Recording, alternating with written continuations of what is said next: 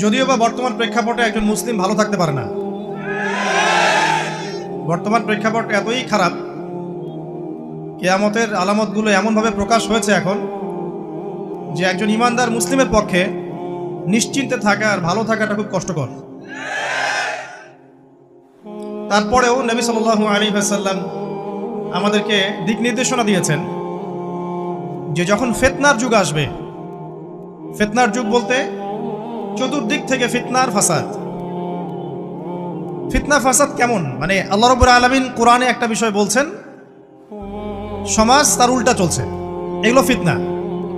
নবী সাল্লাল্লাহু আলাইহি ওয়াসাল্লাম হাদিসে একটা বিষয় বলেছেন, সমাজ তার উল্টা চলছে, এর নাম ফিতনা। পরিবারে ফিতনা, ধর্মের মধ্যে ফিতনা, সমাজে ফিতনা, অর্থনীতিতে ফিতনা, এখন সংস্কৃতির মধ্যেও ফিতনা।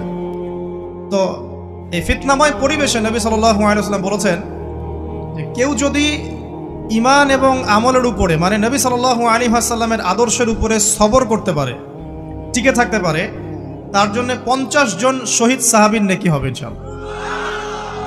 তো ফিতনাময় পরিবেশে যদি সবর করা যায়, হকের উপর অটল থাকার চেষ্টা করা যায়, ইনশাআল্লাহ আপনি 50 জন শহীদ সাহাবীর নেকি পাবেন ইনশাআল্লাহ।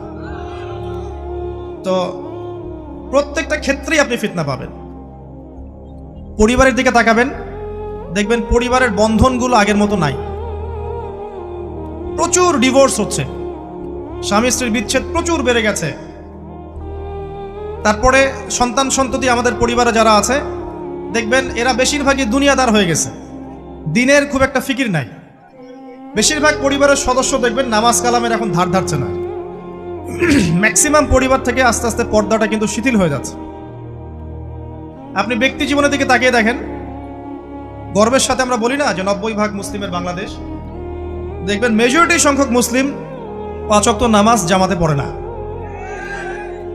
বেশিরভাগ মুসলিম দেখবেন আল কোরআন বিশুদ্ধ করে তেলাওয়াতও করতে পারে না। তো এরপরেও আমরা দাবি করি যে আমরা প্রকৃত মুসলিম, জান্নাত আমাদের জন্য অপেক্ষা করছে। আসলে বাস্তবতা এমন নয়। যারা কোরআন আমরা টুকটাক পড়তে জানি, তাদের মধ্যে কত পার্সেন্ট কোরআনের অর্থ বোঝে? এই আল্লাহ পাকের কিতাব আমার হাতে আছে, এই কিতাবের অর্থ কতজন বোঝে, এটা একটা চ্যালেঞ্জ।